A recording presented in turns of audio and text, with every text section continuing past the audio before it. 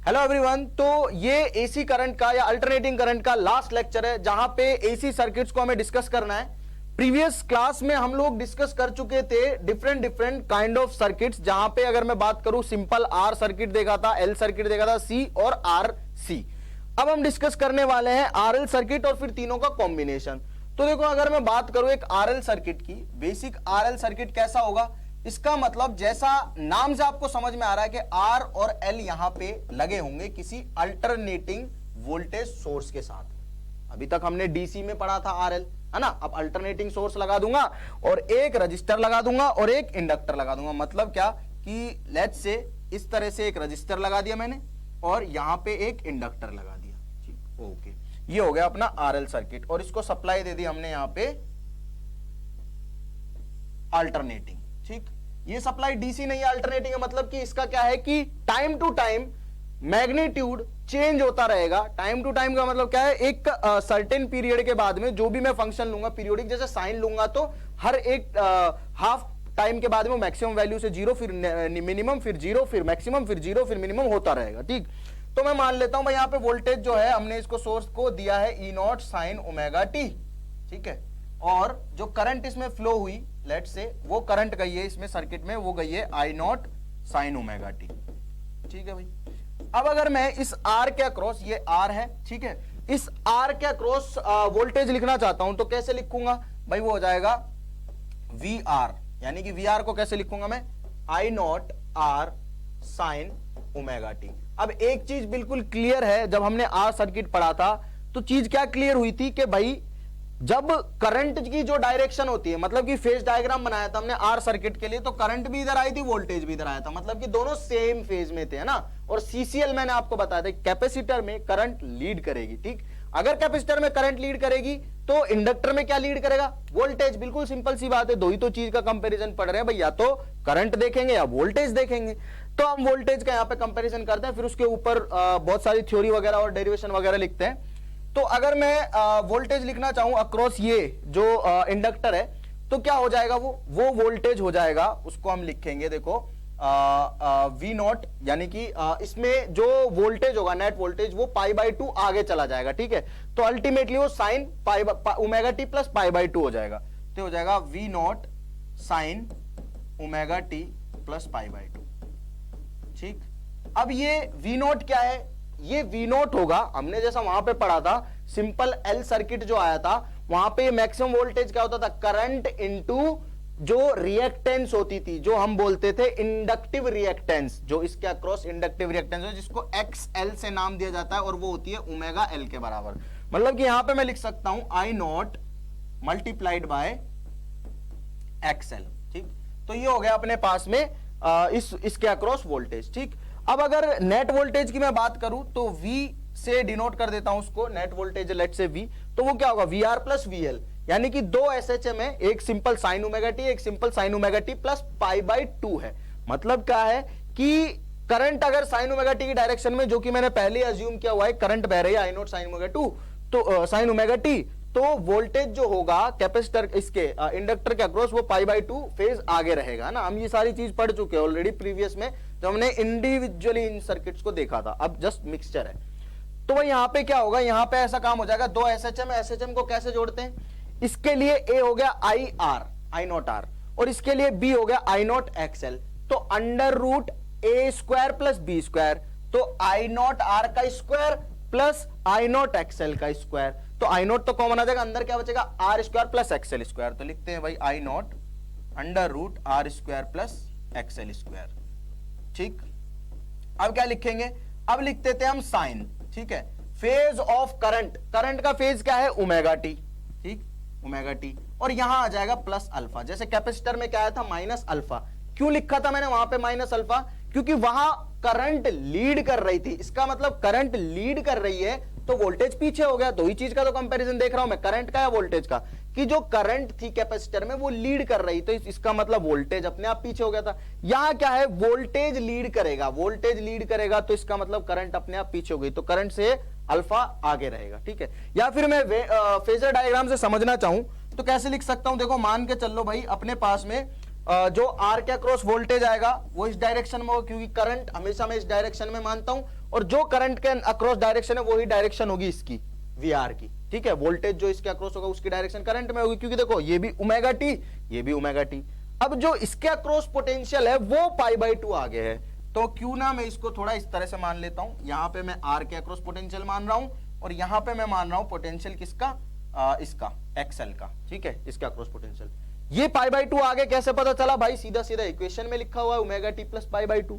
तो इन दोनों का रिजल्टेंट जो आएगा वो कहीं बीच में आएगा, जिसे मैं जेड के नाम से बोल रहा हूं, और इसे हम बोलते हैं इंपीडेंस। और ये जेड की वैल्यू क्या होगी भाई, जेड की वैल्यू हो जाएगी ये, और ये दो वेक्टर हैं 90 डिग्री पे हैं, तो क्या हो जाएगी simple under root R square plus XL square, यानी कि ये वाली जो वैल्यू है इसे मैं जेड बोलता हूं, ठीक है। ये कैपेसिटर वाले में आरसी सर्किट में भी सेम जेड ही बोला जाता है, इसे इंपीडेंस, ठीक है। वहां पे ऐसा बोल सकते हैं कि आरसी सर्किट आता है तो इंपीडेंस क्या हो जाएगी R square plus XC square, और अगर आर एल सर्किट आता तो इंपीडेंस क्या हो जाएगी R square plus XL square का अंडर रूट, ठीक। अब देखो ये एंगल होता है अल्फा, ठीक है। अल्फा की वैल्यू क्या होती है, क्लियरली पता चल रहा है जो नेट वोल्टेज है वो करंट से कितना आगे, अगर करंट इधर है तो उससे कितना आगे, अल्फा डिग्री आगे, अल्फा एंगल आगे, तो यहां पे अल्फा लिख दिया। तो ये पूरा एनालिसिस हो गया अपना आर एल सर्किट का। अब मुझे कुछ भी पूछ लिया जाए इस पे बेस कुछ सवाल है जो हम डिस्कस करेंगे। बाकी सारी चीज अगर कुछ भी पूछ ली जाए, सोच के देखो ये मेरे पास में कोई फंक्शन दिया हुआ है इस तरह का, और मुझे पूछा जाए कि किसी टाइम टी पे आप बताओ करंट कितनी होगी, तो कैसे बताऊंगा। देखो ये दे रखा है मुझे फंक्शन, ठीक। अब अगर मुझे करंट लिखनी है तो करंट क्या होती है भाई, मैक्सिमम करंट आई नोट अगर मुझे लिखना है तो आई नोट क्या लिखूंगा, ई नोट अपॉन जेड, है ना। इसमें इंपीडेंस का क्या दे दूंगा, भाग दे दूंगा। तो इंपीडेंस कितना है, मुझे ये एक्सएल और आर पता होना चाहिए, उन दोनों का स्क्वायर करके अंडर रूट ले लूंगा, इंपीडेंस पता चल जाएगी, करंट पता चलेगी, ठीक है। अगर मुझे किसी टाइम टी पे नेट वोल्टेज पूछ लिया जाए तो मैं डायरेक्ट इस फंक्शन के अकॉर्डिंग निकाल दूंगा, ठीक। ये पता है नेट मुझे पता चल जाएगा, तो ये एंगल अल्फा पता चल जाएगा, अल्फा पता करते के साथ ही मैं वहां पे पुट कर दूंगा, सवाल खत्म है, ठीक है। और करंट जो होगी इसमें, क्योंकि वोल्टेज आ गया तो करंट अपने आप अल्फा पीछे हो जाएगी, बेसिक सी बात है। अगर वोल्टेज आगे हो गया, देखो नेट वोल्टेज आ रहा है यहां पे, तो किसी टाइम टी पे करंट कहां होगी, इसी डायरेक्शन में होगी ना, तो वो अल्फा पीछे हो जाएगी, राइट। अब हम डिस्कस करते हैं आरएलसी सर्किट, जो तीनों का क्या है कॉम्बिनेशन है। आरएलसी सर्किट में क्या होता है, देखो आरएलसी, इसको एलसीआर सर्किट भी बोलते हैं, आरएलसी सर्किट भी बोल सकते हैं, कुछ भी बोल सकते हैं, आपकी मर्जी है कि आप इसको क्या बोलना प्रीफर करते हैं, ठीक। तो इसमें क्या है, एक इंडक्टर होगा, ठीक, और एक रजिस्टर होगा और एक कैपेसिटर होगा। तो देखो इसको ऐसे बना सकते हैं, एक इंडक्टर, एक कैपेसिटर और एक रजिस्टर, ठीक है। तीनों चीज लगा दी तो तीनों का कॉम्बिनेशन हो गया। सप्लाई अपनी वही रहेगी, alternating voltage source, alternating current, ठीक। ये हो गया भाई अपने पास में एक आरएलसी सर्किट। इसकी जो रिएक्टेंस है, बोल सकते हैं इंडक्टिव रिएक्टेंस, वो है एक्सएल, इसकी इंडक्टिव रिएक्टेंस है एक्ससी, और इसका रेजिस्टेंस है आर। रेजिस्टेंस तो बेसिक है, सबसे पहले हम जब 12वीं क्लास में आते हैं और सर्किट से इंट्रोड्यूस कराया जाता है तो हमें रेजिस्टेंस ही पढ़ाया जाता है ना, फिर कैपेसिटर और ये इंडक्टर बाद में आते हैं। ये जो सप्लाई है ये अपने पास में वही, मतलब करंट जो बह रही है वो मैं मान के चल रहा हूं अभी भी कितनी बह रही है, आई नॉट साइन ओमेगा टी, ठीक। अब जो इसके अक्रॉस पोटेंशियल आएगा इसके अक्रॉस, ठीक है, यानी कि वी एल अगर मैं लिखना चाहूं तो क्या होगा, वी एल आ जाएगा भाई अपने पास में आई नॉट और एक्सएल, ठीक है, multiplied by sine omega t plus pi by 2, ठीक। अब ये प्लस पाई बाई 2 की लिखा है भाई, प्लस पाई बाई 2 इसलिए लिखा है क्योंकि सीसीएल कैपेसिटर में करंट लीड करती है और रेजिस्टेंस में करंट और वोल्टेज सेम फेज में होते हैं, तो वोल्टेज किस में लीड करेगा, इंडक्टर में, तो लिख दिया इंडक्टर में वोल्टेज पाई बाई 2 लीड करा के। अब अगर मैं वी सी लिखना चाहूं कैपेसिटर का पोटेंशियल, तो वो क्या होगा, आई नॉट एक्स सी, ठीक है, sign omega T minus pi by 2। Minus pi by 2 क्यों आएगा, क्योंकि इसमें करंट लीड करती है। अगर इसमें करंट लीड करी तो वोल्टेज क्या हो जाएगा अपने आप, पाई बाई 2 पीछे, ठीक है। अगर इसमें करंट यहां आती है तो भाई इसमें वोल्टेज यहां आएगा, मतलब करंट से पाई बाई 2 पीछे आएगा, तो मैंने उसको माइनस पाई बाई 2 कर दिया, राइट। अब क्या करते हैं, मैं यहां पे लेता हूं इसका आर का, ठीक। ये क्या है, आर रजिस्टर है, इसका क्रॉस पोटेंशियल, तो ये क्या होता है, तो सिंपल उसी डायरेक्शन में होता है, मतलब I not R sine omega T, ठीक है भाई, ये भी बात सही समझ में आती है। अब होगा क्या, मुझे लिखना है वही फेजर डायग्राम। अब फेजर डायग्राम कैसे लिखूंगा, देखो भाई आर तो हमेशा एक ही डायरेक्शन में होता है जो हमने माना हुआ, मतलब आर के क्रॉस पोटेंशियल तो इधर ही मानता हूं और करंट भी हमेशा इधर ही डायरेक्शन में होती है, आर के अलोंग होती है। तो ये हो गया अपने पास में आर। ठीक, अब एक्सएल जो है इससे 90 डिग्री आगे है तो ऊपर कर दिया एक्सएल को, और एक्ससी जो है वो इससे 90 डिग्री पीछे है, इसको नीचे कर दिया। ये है एक्ससी और ये है एक्सएल। ठीक है, ये बात भी। अब भाई डिपेंड करेगा यार, ये 90 डिग्री नहीं है, इसको थोड़ा सा सीधा बनाते हैं, ये 90 डिग्री। ठीक, ये हो गया एक्ससी। अब जो रिजल्टेंट आएगा ये 3 वेक्टर है। ठीक, अब अगर एक्सएल बड़ा होगा तो रिजल्टेंट क्या बनेगा, कुछ इस तरह का बन जाएगा। एक्सएल बड़ा होगा तो बात कर रहा हूं मैं, आर तो यहीं पे रहेगा, इस पे कोई फर्क नहीं पड़ेगा। ये बन जाएगा एक्सएल माइनस एक्ससी। ठीक है, ऐसा बनेगा। ऐसा क्यों बन जाएगा, क्योंकि मान लो एक वेक्टर ये है 5 और एक वेक्टर 3 है, तो रिजल्टेंट ऊपर की तरफ 2 आ जाता है, 5 माइनस 3। ठीक है, 2 वेक्टर एक लाइन में होते हैं तो डायरेक्ट जुड़ते घटते हैं, तो वही थ्योरी हम यहां पे लगा रहे हैं। अगर एक्ससी बड़ा होगा तो क्या होगा, तो भाई आर तो इधर ही रहेगा, लेकिन इस बार रिजल्टेंट आ जाएगा नीचे एक्ससी माइनस एक्सएल। ठीक है, अगर नीचे वाली क्वांटिटी बड़ी है तो रिजल्टेंट नीचे की तरफ आएगा इन दोनों का, और ऊपर वाली क्वांटिटी बड़ी है तो ऊपर की तरफ आएगा। मैं मान के चल रहा हूं अभी के लिए, फॉर एग्जांपल लेट्स से कि ऊपर वाली क्वांटिटी बड़ी है, ऊपर वाली क्वांटिटी बड़ी है तो ये वाला डायग्राम बनेगा, ये वाला डायग्राम बनेगा, तो रिजल्टेंट इनका कहां आएगा, कहीं बीच में आएगा। ठीक है, जिसे हम अगेन जेड बोलेंगे, इंपीडेंस। और जेड की वैल्यू क्या हो जाएगी, देखो जेड की वैल्यू होगी, ये वेक्टर और ये वेक्टर 90 डिग्री पे है, तो इन दोनों को क्या कर दूं, सम कर दूं, तो इसको लिख दूंगा under root R square plus XL minus XC का होल स्क्वायर। ठीक, ये बन गया अपने पास में जेड। अब ये एंगल जो है ये है अल्फा। ठीक, तो नेट वोल्टेज की जो इक्वेशन लिखूंगा मैं, वो क्या लिख सकता हूं, देखो वो इक्वेशन लिख सकता हूं मैं I not into Z, Z हो गया ये। ठीक, और उसके बाद क्या लिख सकता हूं, साइन ओमेगा टी, करंट का फेज क्या है ओमेगा टी रहेगा, प्लस अल्फा, क्योंकि जो वोल्टेज है वो क्या हो गया, इससे ऊपर हो गया। और प्लस क्यों लिखा है, क्योंकि एक्सएल बड़ा है एक्ससी से, इसीलिए प्लस लिखा है। अगर एक्ससी बड़ा होता एक्सएल से, ये एक्ससी बड़ा होता एक्सएल से, तो नीचे की तरफ आता तो मैं माइनस अल्फा लिखता। क्लियर होने चाहिए कॉन्सेप्ट, चीजें समझ में आनी चाहिए कि क्यों प्लस आ रहा है, क्यों माइनस आ रहा है, सारी चीजें, तभी आप सवाल कर पाएंगे। नेट वोल्टेज अगर मैं लिखना चाह रहा हूं V, तो क्या हो जाएगा भाई, वो हो जाएगा आई नॉट इंटू जेड। जेड की वैल्यू ये रही जो कि मैंने बता दी। इस केस में बता रहा हूं जब XL बड़ा है XC से, नोट कर लेना है कि XL यहां पे बड़ा चल रहा है XC से, अगर मैं बात कर रहा हूं तो। अब ये हो जाएगा साइन फेज ऑफ करंट जो कि है ओमेगा टी, हमेशा ओमेगा टी ही हो ये जरूरी नहीं है, मैंने डेरिवेशन में ओमेगा टी लिया है, सवाल जो है अगला उसमें ओमेगा टी हो सकता है ना मिले, और प्लस अल्फा। अब भाई ये अल्फा क्या है, अल्फा की वैल्यू क्या हो सकती है, ये एंगल आपके पास अल्फा है तो अल्फा की वैल्यू हो जाएगी this vector divided by this vector, यानी कि z upon R, XL minus XC upon R. तो अल्फा की वैल्यू क्या हो जाएगी, टेन अल्फा की वैल्यू हो जाएगी XL minus XC upon R. ठीक है, आई होप आप लोगों को ये चीजें समझ में आ रही है और आप कंफ्यूज नहीं हो रहे हैं कि क्यों ये वेक्टर्स वगैरह और डायग्राम्स और ये फेजर डायग्राम और ये इतनी सारी चीजें एक साथ सीन में आ गई हैं। बेसिक से स्टार्ट करो, रजिस्टर के अक्रॉस जो करंट होती है वो ही वोल्टेज ड्रॉप आता है, यानी कि करंट और वोल्टेज का फेज सेम होता है, तो वो मैं हमेशा इधर मानता हूं।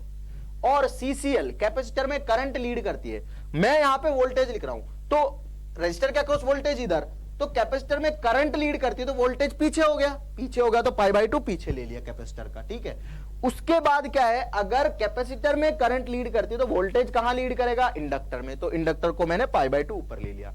अब लिखा मैंने रिजल्टेंट। ठीक है, वो 3 इक्वेशन ऐसे बनाई, फिर लिखा मैंने भाई रिजल्टेंट, एक्सएल को बड़ा माना था तो यहां पे ये केस बना।